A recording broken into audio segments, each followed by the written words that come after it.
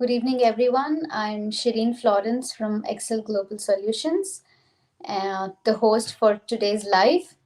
And today's live is brought to you by Melbourne Mama. So today we shall discuss about general immigration inquiries and updates on New South Wales state nomination.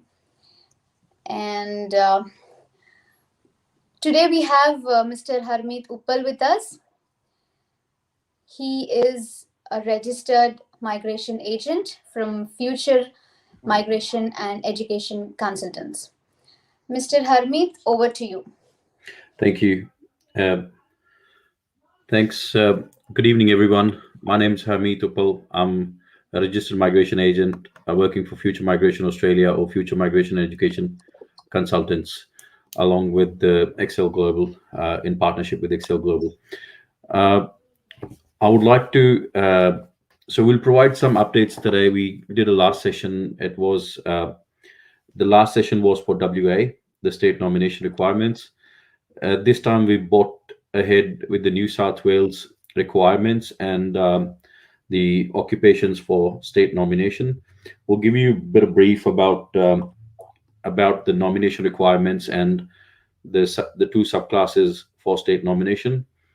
We'll give you slight detail about student visas. We'll talk about student visas and students having difficulty, or facing problems uh, going on to their temporary visas, to their 485s, and so on.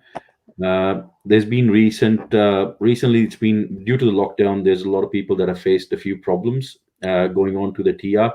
So we'll go through certain pathways. We'll go through certain other criterias, and we'll also discuss some of the other options, what you can do on your while lodging your temporary visa, temporary graduate visa, and then what steps to take towards moving towards permanent residency or a state nomination from a different state if you're in Victoria.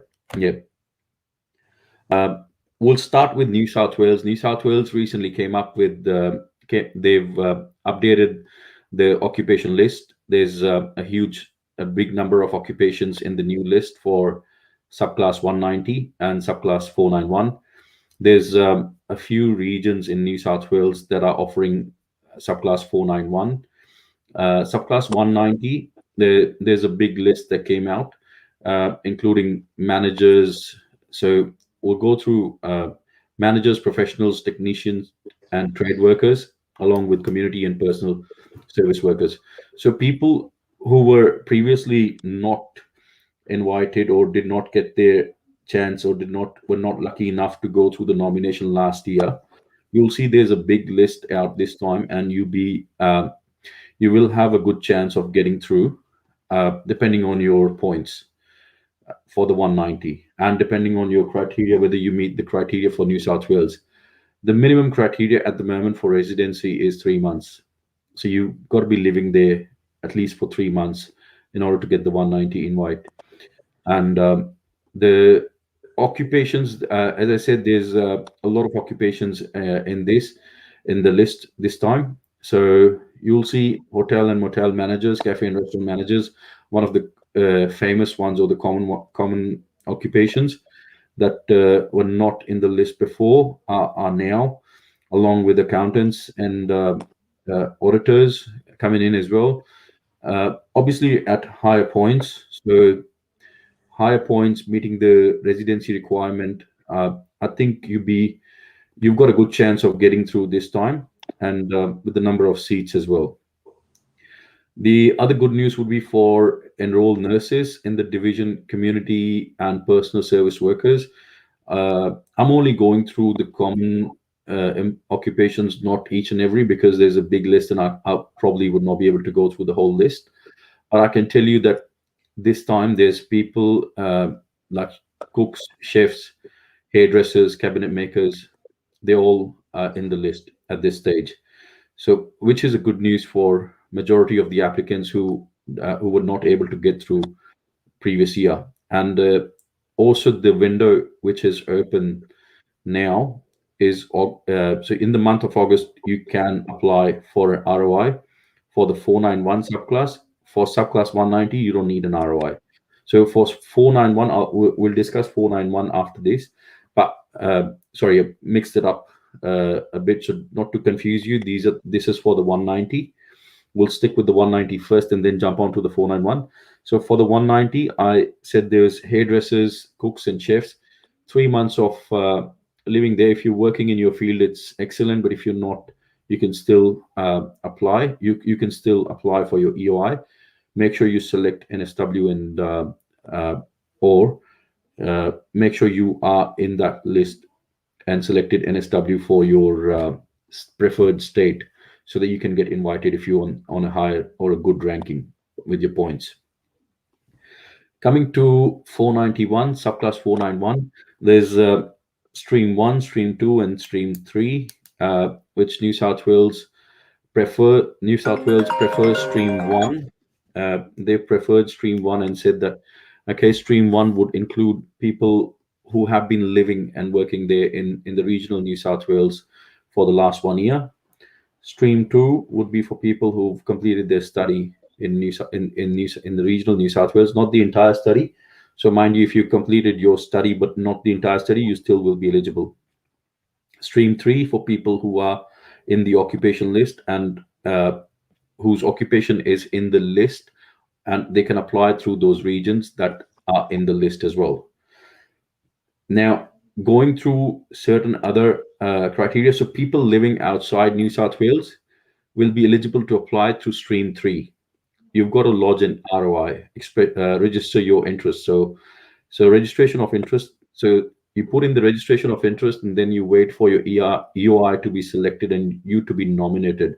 So they'll ask you to put in a nomination application after, if you've been selected in the with your ROI. You'll be able to apply from there. And again, the list is quite big. I cannot go through all the occupations on the list, but I can again tell you that there are welders, bakers, chefs, cooks, enrolled nurses, IT professionals. So ranging from trade to professionals, there's a big list. And so you've got to check which region you're going to apply for. You've got to choose 3 regions. So your selection of 3 regions, you're going to give them 3 regions which are preferred by you. And then if you're selected, they'll ask you to apply through that region. They'll ask you to put in your nomination application with that certain region. So a good chance of getting through with New South Wales state nomination as of now. And after the August window finishes, it closes down, they'll give you the results in the next 7 days after that. So not much lag after that. So you probably be knowing in the first week of September whether you got through or not. But don't be disheartened, because there are 4 other windows. So in total there are 4 windows. So you'll get an entire month after this again, about 3 more times till April 2022. So you've got 4 chances of getting through. My suggestion or my advice would be to go down there and start working in your occupation in that region where you're wanting the nomination from, because obviously it'll reflect in your expression of interest in your EOI, and the state will be able to see that you being there working in the nominated occupation will definitely give you a better chance than what you've got now. So it's just a suggestion, just an advice. Again, you don't have to do that. It's entirely up to you, but that's according to stats, or if looked at stats, people would be preferred if they're working there and in their nominated occupation and in the region itself, because they'll prioritize, which New South Wales has already said, they'll prioritize stream 1. Stream 1 is 12-month living and working in your nominated occupation. Now, in concluding to that, if you have any queries regarding New South Wales, give us a call. We can discuss this further, case by case basis. So we will be able to help you out with applying for the ROI, the EOI, and the state nomination, along with the visa application from there onwards. And yeah, I mean, including the skill assessment and everything else as well, if you've not done your skill assessment yet. Yeah, so that's where we would say that New South Wales stands by, and we'd be happy to take queries on if you've got any inquiries on New South Wales state nomination. Feel free to send us an email, uh, drop us a text, or even call us on the number given, and we'll be able to get back to you within a certain time frame, within probably 24 to 48 hours working hours. We'll be able to get back to you within that time frame. Yeah. So, sorry, is there any questions that we've got so far, or I can continue with the rest? Do you have any questions? Sorry. Uh, I think we might take questions from the audiences or anyone who has asked any questions in the comment section. Mm-hmm. Uh, Oh, okay. all right. That's all Okay, good. I have. All right. Yeah. Yes. Sorry, you said you had a. Yeah. So I have a couple of questions. So Yep. from my Go for it. yeah. So one of my friends was asking. So they're actually a couple, Mm-hmm. and one of them has finished their data analytics, that course. So which state or which place would you suggest for them with respect to job opportunities? Okay. It's a so they've probably completed their have they completed their bachelor or their master degree here? Masters, yeah. Yep.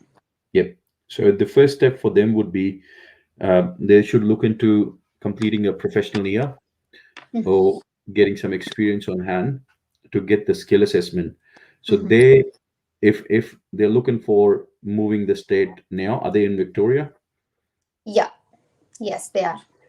If they're looking for moving the state now, I would say look into uh, where you can complete your PY in a different state. If you're going to move now, it's better that you do your PY there, your professional year there, and you get your work experience in the same state as well, Mhm. because you'll be meeting the requirement of that state by moving now and completing your professional year there. You'll be close to or meeting the requirement by doing that. So states like ACT have their own matrix. States like WA, South Australia, New South Wales have their certain requirements. Mhm. The requirements will change in the coming time. They won't stay the same, or if they do stay the same, we can only discuss what's available now. We Yes. won't know what's going to happen in the future. So their first step would be to decide where they're going to move, depending on what points they're at. If they're a couple, how many points can they score, put Mhm. together their case. As you said, they are a couple, so we need to know whether the partner's got the English or whether the partner's got the skill assessment. Yeah. Depending on all those criteria, we'll be able to discuss this case. If you bring this case ahead, you can pass onto our email or give us a call on the number, and what we'll do is we'll give you specific advice on that case. But in general, as a general advice, I can tell you that they can move to either to ACT, South Mhm. Australia, or WA. They'll get they need to meet the requirements for that state over there. So some of the states would ask you employment, like WA would ask for an offer of employment if the rules remain the same under the current criteria for Mhm. uh, and again, some of the states would ask you to work in your occupation for 12 to 6 to 12 months or to 18 months sometimes, depending on the occupation and the Mhm. region. Whereas on the other hand, ACT would probably you'll have to sit down and work around their matrix. You'll have to score points on their matrix to be able to get through with the ACT state nomination. But if they've got to do their PY, the PY ACT is the only state that gives you points for doing a professional year in that state. So yes, so if they're looking into that and they're keen onto uh, discussing their case further, let us know. Give us a call, and we'll give you specific advice based on that case, rather than giving you a general advice right now. Yeah. But yeah, the steps are skill assessment and meeting the state nomination requirement, getting the state nomination, moving on to the permanent residency. That's their steps going ahead. Okay. Yeah. And so this is my personal question. So Mhm. I'm a public health graduate. Okay. So what is the scope for me in like in any part of the Australia, be it any state? What would you suggest? Which state would be, good for me to get a job Mm.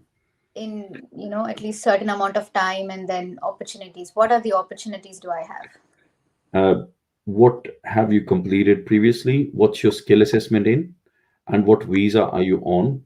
Hmm. What we can do is, rather than discussing this over the All interview right. right now, because it's your specific case and it's your Yeah, personal yeah. information, we don't want to go Perfect. too much further. But I can definitely help you out with that. uh, so you need to focus on, if you're looking at points, that's the 189 subclass. But Hmm. because there's no invitations at the moment for 189, or there's very few invitations for people who are in the health sector. Only those people or in the priority list are getting the invitations for 189. So Hmm. you'll be looking at meeting the requirement for the state, rather than just the points itself. So Yeah. I would say, your focus would be more towards how you'd meet that state requirement, and then jump on to the next stage. But we'll also pinpoint what skill assessment you have or what you're Hmm. going to get during this next step, so that we can focus then onto the state requirement. So All state right. requirement comes after the skill assessment. We'll have to Yes. work on your skill assessment first, Yes. Yes. Exactly. and So I'll discuss the case with you yeah. one-on-one, either on the phone or Sure. a Sure. Yeah. Zoom, yeah, chat. Yeah. So actually, my batch, like my batchmates, they wanted me to, ask this question, like, why don't you Yes, raise this question? So yeah, because all of us absolutely. right now are just, we finished, like, it's been more than a year, so Mhm. we're still searching for job. So Yeah, yeah. that's okay. I completely understand. And Hmm. as I said, then the first focus, my focus would be in which occupation we should get the skill assessment in. So what we can do is we can discuss your skill assessment, Hmm. and then the occupation, and then the state nomination from there. So the Exactly. Yeah. first point would be the skill assessment, Skill getting you the skill assessment. Yeah. assessment. Yes. And I think, what we can do is we can be more precise about your case, and we can Hmm. discuss, not generally. Now that you've completed your study and everything, we can have a Yeah. bit more specific advice about your case over the All phone. Yeah. right. Yeah. Yeah. Thank you for that. No problem. And one more question was, uh, if someone wants to move to Tasmania from Victoria or any other state, Yes. uh, what course would you suggest for them to get a 491 visa? I think, yeah, Tas- it's to regarding four. Tasmania. Yeah. Yes. If you're moving to Tasmania at this stage, Tasmania is giving you, they've got a priority list at this stage, as a priority skill list. So what you can do is look up in that priority list. There's a few studies that you can do. You can complete your study in Mhm. those certain sectors, and you will be able to get a 491 visa based on that. If you're working in that field and can get a skill assessment, that'll be really helpful. That's what they're wanting at this stage. People working in that priority sector, and if they can get a skill assessment, it'll be beneficial for them. So, just on that priority list, I have a few occupations that I can tell you. There's hospitality in the list. There's uh, I think there's aged care. There's disability. There Mhm. is IT, and travel and tourism as well in the list. So there are a few sectors there, including building and construction. Sorry, don't forget building and construction. So Mhm. there are a few courses related to that, and they've got a minimum requirement as well. So we need to work on that priority list depending on your previous work experience, depending on what you've worked as, depending on your field of occupation. We can again be more specific to guide you or advise you what you can focus on getting onto the Yeah. course selection, and which course you should go for. We'll be Yes. precise on getting onto those courses, and then can move to Tasmania with that option. Yeah. Exactly. if going on to your temporary visa now, onto your 405 subclass visa now. Right. Um, I think we're gonna take How about, sorry, questions. I've Yeah. got a question coming up here. How about Yeah. automotive students have done Cert 3, 4? Do we have any options in New South Wales? See, if you've done your Cert 3 and 4 as a motor mechanics, you've got to get your skill assessment first, which is again coming to the first step. Yes, you do have options of motor mechanic in New South Wales. Depending on your points or whether you meet the requirement, it will depend on that once again. But yeah, there are options for motor mechanics in New South Wales. If you just as a general answer, I can tell you that you've got 491 options in New South Wales for motor mechanics. Also, the 190, if you do meet the criteria, go down. If not in New South Wales, what are the? No, you have New South Wales as an option to become a permanent resident there. So, as I'm saying, if you, depending on whether you've completed or not completed your skill assessment, if you haven't completed your skill assessment, you go down, you work there for a year, your options are open. You are in the 190 list and again in the 491 list for certain other regions. You need to meet the requirement of that region or the subclass that you're applying for. You can get through in New South Wales itself. Okay, I'm an electronic engineer from Queensland, 95 points for 190 NSW stream 3. Is there any chance for me to get invitation these points if I relocate to? Certainly, yes. 95 points for 190. So I'm assuming you've got 90 plus 5 for the 190. And if that's correct, yes, very good chances to get through with the state nomination. Stream 3, the 491, or I'm not sure if you including the if you including the points, because see, when you're going for stream 1, 2, 3, the subclass is 491. The first one, 190, would only require you to move there, live there 3 months, higher points. uh, English number 2 and number 3 would be working in your field, and you can get through. All right. Would you like to add anything else on the questions like Yeah, which? sorry, on this question, Hmm. I think we've answered that. That should be okay. Sure. Yeah. And what we wanted to discuss also, we wanted to touch base. Sorry, also, Amarendra, if you can call us, we can give you a more accurate and precise, like, a specific case advice based on your case itself.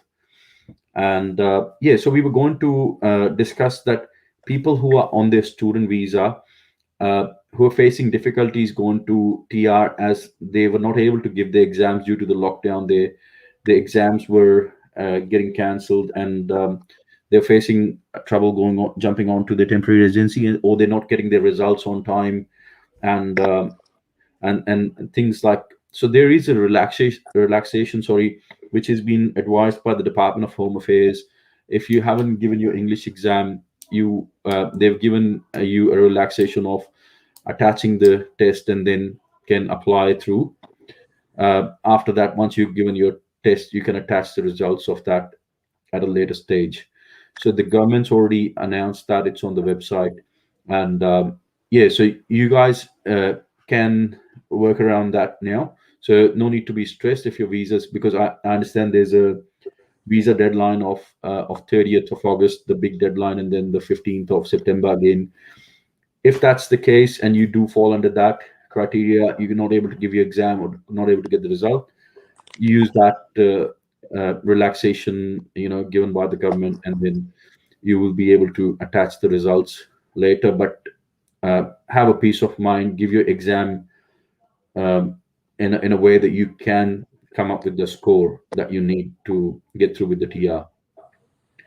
And if not, then there are other ways of applying for a different visa first and then going to your temporary visa. If you think that this does not suit you, or you would not be able to score in that one go, or you're struggling with the English exam, and you're not certain with getting the results in the first exam that you booked after the lockdown. So yeah, there are ways around that. So let us know if we can help you. If you are stuck in the situation, let us know. Give us a call. We'll help you out with that situation. That was the main focus of today's webinar. We also want to say that if you have lodged your temporary visa, you want a bridging visa, do not waste this opportunity.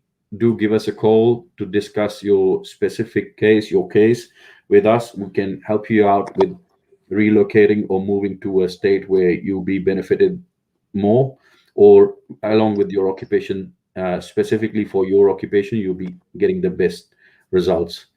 So yeah, so if you moved on to your TR, applied for TR, or on your TR and waiting for in Victoria and are waiting for your occupation to open, give us a call. We'll suggest you some other pathways.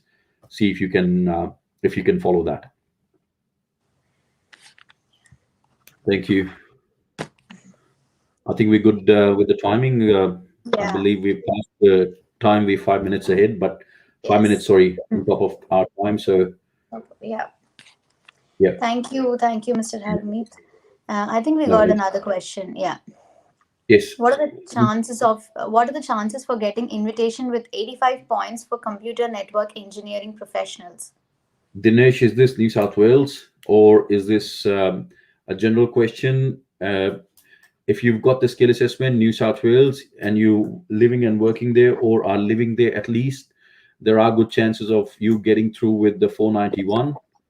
If you are living in the regional area, if you are in that in the New South Wales, in the Sydney area, I would say yes. I cannot guarantee, but the chances are good. They're not bad at this stage, because going by June this year, just before, people got invited around the same number of points. Students got invited around the same number of points. In saying that, there's a lot of people that have moved to New South Wales and might be on higher points than 85 as well. So we cannot guarantee that, but you've got a good chance. You've got a good scope. Try and increase your points if you can, and yeah, the chances will be better. New South Wales has a criteria that they would pick the highest points first based on your on the points that you score on your EOI. So the higher the points, the better you. And after the first round, we'll be able to give you a more precise answer. Not at this stage. We won't be able to tell you the exact point what are going at this stage. And again, after the first round, I'll be able to answer this question a bit better. Yep. Thank you. Thank you, Mr. Harmeet, for your advices and for your suggestions. Yes. I hope whoever is watching this live and whoever is going to watch this after some time, I hope this would be very helpful to you guys. And yeah, if you have any further inquiries about any course or anything and anything related to migration, Migration and education. Yeah. yes, please call us and please contact us. Yeah. Yes. Thank you. Thank you, Harmeet. Thank you very much. Thank you for having us.